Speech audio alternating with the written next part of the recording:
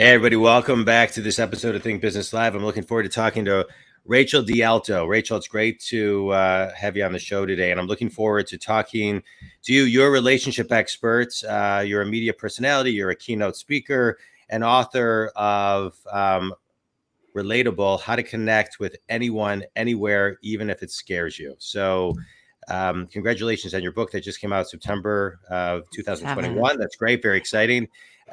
So let's dive into the scare element of things, because I think, that's kind of where I think it freezes people in the beginning, right?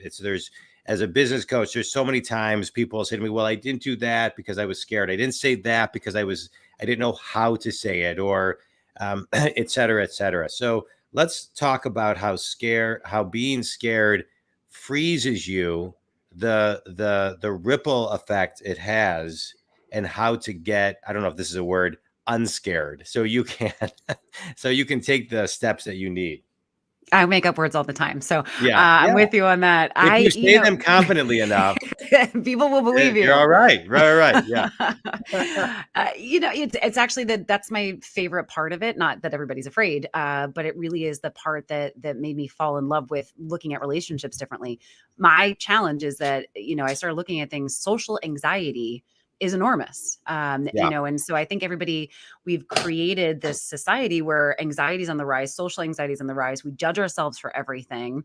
And that was pre-pandemic. Then we threw some isolation in, and all of a sudden it's next level. So that fear has been around beforehand, and it's still here now. And so, it's one thing to see it and be aware of it. And it's the next thing to start to take those steps out of it. And, I'm a big fan of baby steps. I think everybody out there, that something that scares you, you do a little bit of it and you see what happens next, and you prove your brain wrong. Neuroplasticity is real, and then continue to move along in that direction. And all of a sudden you're doing things you never imagined you would be doing. Yeah. So let's talk. Okay. So now let's dive into that. So you imagine doing things you've never been doing. Let's rewind that to step one. How do you, one of the things I say to my clients is, because I find this a lot, it's like they're very confident people, and what I will share with them is your courage needs to catch up to your confidence. And so what are some of the tools, like some real life tools that people can actually put into their day with their mindset and how they communicate? Well, obviously, the first thing is that mindset. We set intentions. We actually create an opportunity to follow something through and create the mindset around it that supports it. Because mindset it's a beautiful thing. Because when I used to be a lawyer, I was in corporate, and it was a very different era 20 years ago, the way that we looked at these things. And now it's, at least mindset is being understood as, this is a real thing. This is an understandable, an actual pragmatic tool. So what is your intention? What is my intention? And I give people, in my book, I do a lot of different exercises because I want people to actually follow through with things. But if you're going into a situation, say it's a networking event, and there are some high ranking people there that typically may intimidate you, or you're not sure exactly how the relationship is going to build, what's your intention for that connection? What's your intention for that environment? And just follow that down. Take that step. I think oftentimes, we, especially overachievers, if you have a confident person without a lot of the courage, they see what's at the end of the field. They know what's 5 years down. They know that goal. But sometimes that feels so far, and it's those baby steps along the way. And then we beat ourselves up because we didn't do enough. But every step you take leads you in that direction, as long as you stay in that direction with that intention. Yeah. Let's talk about intention a little bit more, and I'm going to add just another business word, planning, right? So planning and setting an intention. It amazes me how many people I work with who, and this is all over the country, solopreneurs, fortune companies, anything in between. They'll go to conferences, Rachel, and then I'll say to them, hey, what's your business plan for going to the conference? And they'll say, well, what do you mean? Well, I say, well, what's your plan? And what's your plan prior to going, when you're there, and then afterwards, right? And there isn't. Everybody just thinks like they just wing it typically. And what I'm hearing you say is the same thing. You can't just wing that. You really have to take time to create an intention to make it fill in the blank. Setting intention creates blank. Yeah, it creates opportunity, it creates Yeah. efficiency. There's so many benefits to that. I love having a plan. It reminds me of when, and I know a lot of speakers that did this. So when I started speaking, I'm not going to lie, I figured, you know what? I was a lawyer. I've done TV for 10 years. I can do this. Like, I'll think of 3 bullet points on the way to the gig. And this Yeah. is how I spoke. And I was like, oh my gosh, that was awful. Yeah. That was, Right. it just could have been so much better. So I'm sure there are plenty of people who are capable of winging it, thinking that they could just show up and do whatever they need to do to make the connections or build the relationships and build the business. But when you add a little bit of intention, you add a little bit of planning, the speeches get better, the networking gets better, the connections get better, Right. and the way you show up is so much more impactful because you know Yeah. what you're doing and Yeah. why you're doing it. Yeah, yeah, I agree with you. It's all about the impact. As business people, we get paid for the level of impact that we create. And so to just wing it, it doesn't equate to the level of impact. So let's talk about you a little bit more. You talked about you have a law degree. You also have a master's in psychology. You also have a large social media presence.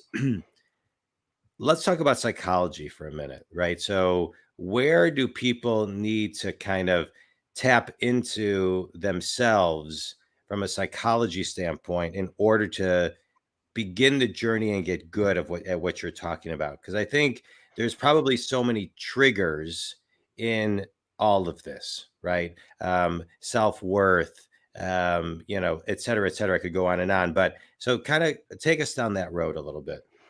Yeah, you actually just hit the one that's the overarching theme. When people ask me about, what is the downfall of relationships, and I'm talking professional, personal, romantic, friendships, it's self-worth issues, it's Yeah. worthiness issues, it's am I going to be judged? Am I going to be rejected? And so oftentimes that's what you're overcoming, and that's what needs to be understood from a psychology standpoint. What I find is that it's really interesting, because once you start to prove yourself wrong is when you start to make that traction. When you Yeah. start to do the things that scare you, and all of a sudden you didn't die and you did get a positive response. Sometimes we're still going to get rejected. I mean, whether you're in business or you're in personal relationships, there's going to be rejection that happens, but you're able to overcome it more because there's been times where you succeeded.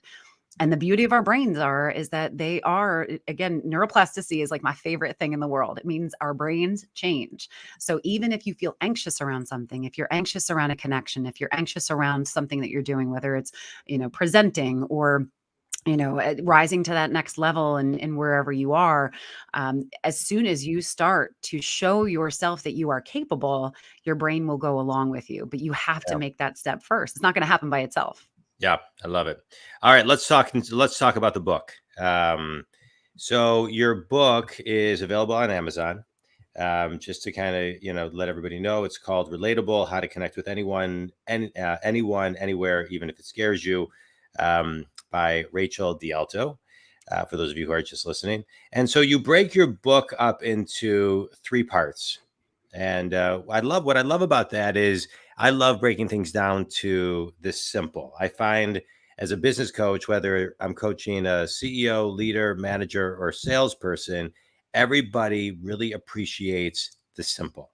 And so break down kind of each part and what the reader will get from each part of your book.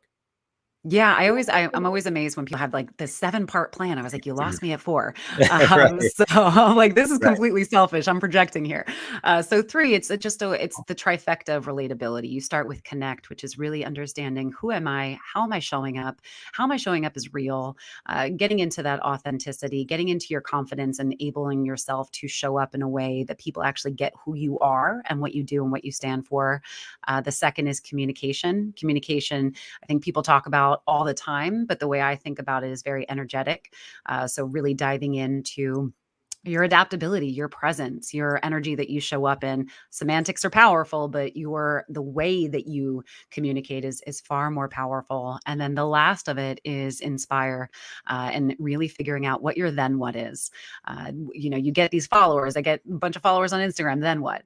I get the job. Then what? I get the gig. Then what? What is driving me, and what is that purpose behind it? Because that insulates you. Again, if we're going back to that fear factor, not to think about eating spiders on a Right. TV show right now, but if you go back to talking about the fear, having that purpose behind you, having that then what behind you actually insulates you from a psychological standpoint.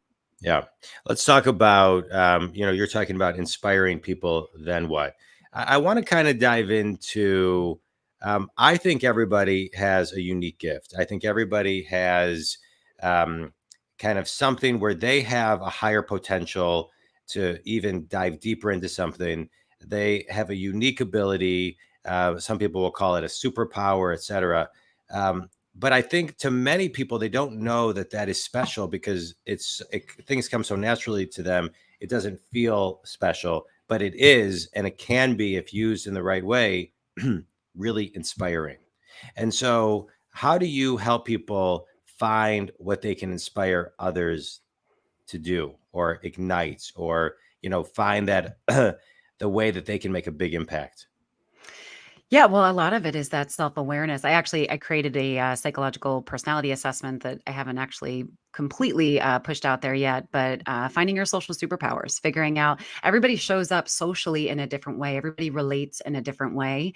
And oftentimes we don't recognize what our strengths are because, we're not looking in the mirror of how we show up. We're looking at the negative side of things because that's our brain kind of gravitates to. So my goal is to help people figure out, okay, what are my strengths and how do I show up? How do I utilize those strengths in a way that really increases my chance of success and return on whatever I'm investing in terms of energy? And then realizing how you interact differently with people and understanding it's not enough, I don't think, to understand how you show up.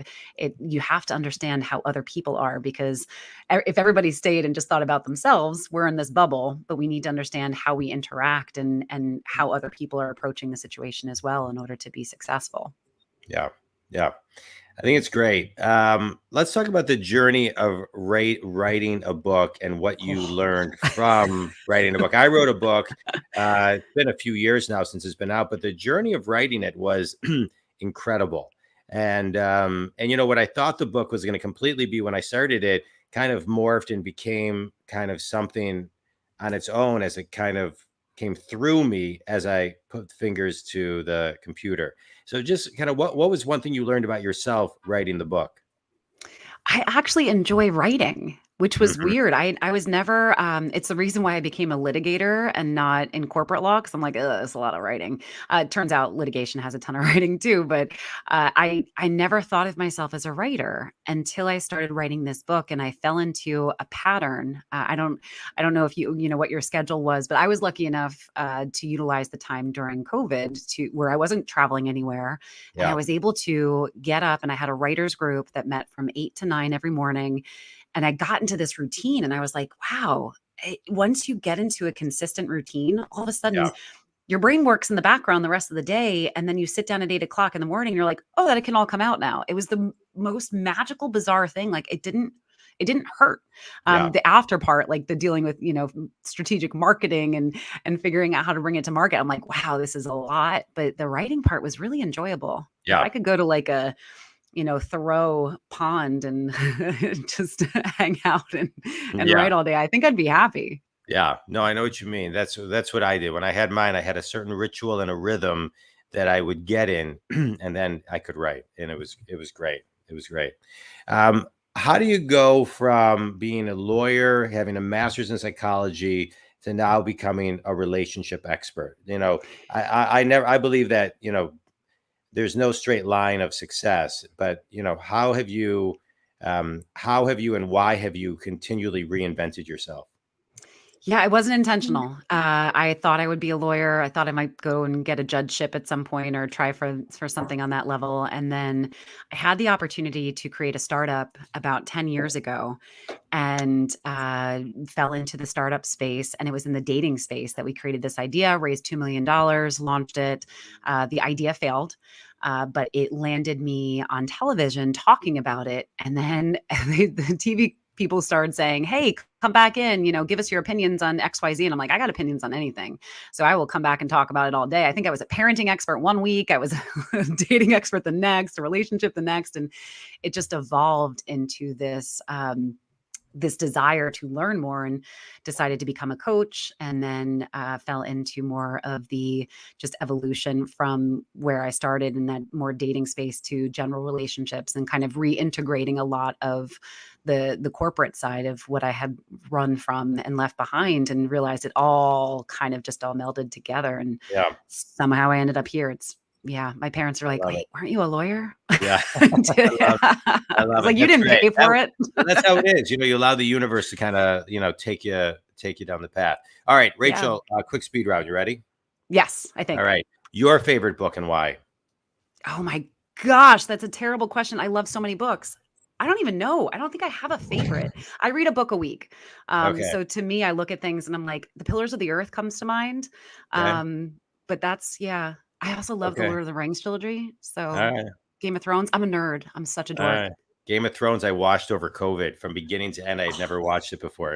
I loved it.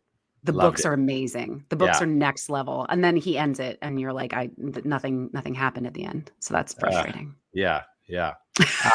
Best piece of wisdom you've ever received. When you know better, do better. Good. I love that. Define yourself in one word. Happy. And finish this sentence. One thing everybody needs to do to grow their relationship with others is. Put the effort in. All right. I like it. Tell everybody where they can buy your book, connect with you, get a hold of you, all that other great stuff. I am Rachel DeAlto everywhere you can find me, website and social. And the books are everywhere books are sold. But Amazon, I guess, is the most popular right now. Good. Well, congratulations, Rachel, on your book. It's great. I mean, Thank you. you've got a great journey. I think right now as people are reinventing themselves and figuring out what they want. Many want to write a book. Many want to start a business. Many are inspired per your book by hearing somebody reinventing themselves. And so I know you focus on relationships, but this was great on many levels. Think community. If Rachel can be of any service to you, reach out to her. If you know of anybody that can, send this podcast to them. And you can buy her book on Amazon.com. Again, the author of Relatable: How to Connect with Anyone, Anywhere, even if it scares you. Rachel, thanks so much for being on the show. I appreciate it. Thanks for having me.